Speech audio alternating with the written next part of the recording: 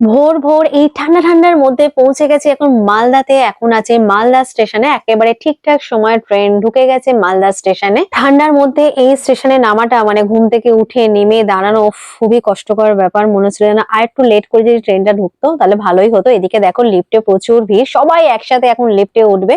তো যাই হোক, এখন আমরা লিফটের বাইরেই দাঁড়িয়ে আছি, যখন লিফট ফাঁকা হবে মানে ওঠার জায়গা পেলে উঠবো। এদিকে দেখো একজন জায়গা পেয়েছে, ব্যাগ ট্যাগ নিয়ে একেবারে লিফটে উঠে পড়েছে।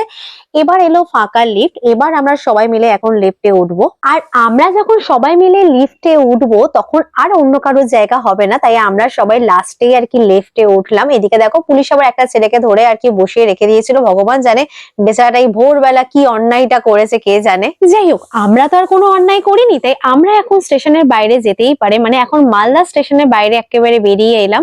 দেখো আকাশটা কতটা সুন্দর লাগছে, ভোর ভোর আকাশ, বেশ দারুণ লাগছে, তার মধ্যে ঠান্ডা ঠান্ডা হালকা ওয়েদার। আমরা যে হোটেলটাতে যাব সেই হোটেলটা হলো একেবারে রথবাড়ি, যে ব্রিজটা শেষ হয়েছে ঠিক সেখানেই আর কি।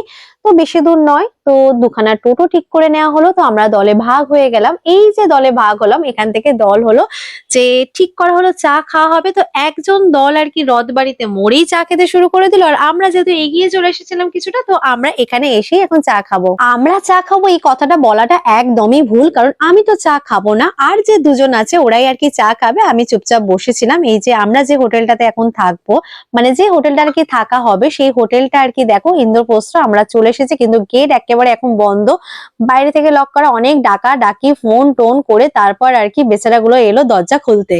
রিসেপশনে এসে দেখলাম একেবারে তারা বেচারাগুলো ঘুমাচ্ছিল, মানে আমরাই তাদেরকে ভোরবেলা ডেকে তুললাম। কিছু করার নেই, আমরা তো আর বাইরে দাঁড়িয়ে থাকবো না, আমাদেরও কোনো অপশন নেই, তাই ডেকে তুলতেই হলো বাধ্য হয়ে। এদিকে দেখো আমি রুমে চলে এসেছি।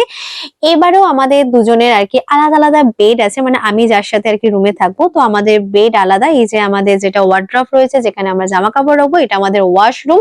বেশ ভালোই ছিল ওয়াশরুমটা। সকাল সকাল সবাই চা খেলেও আমি তো আর চা খাইনি, তাই আমি এখন পেট ভরে শুধু জলটাই খাই। কিছু করার নেই, জল খেতে খেতে একটু গল্পই হচ্ছিল। এখন বেশি গল্প করলে চলবে না, কারণ আবার সকাল 9টার মধ্যে উঠে পড়তে হবে, মানে একটু হালকা রেস্ট করে নেওয়া, তারপর আবার ব্রেকফাস্ট করার আছে। বেশি লেট করলে চলবে না, জাস্ট হালকা একটু ঘুমিয়ে নেবো।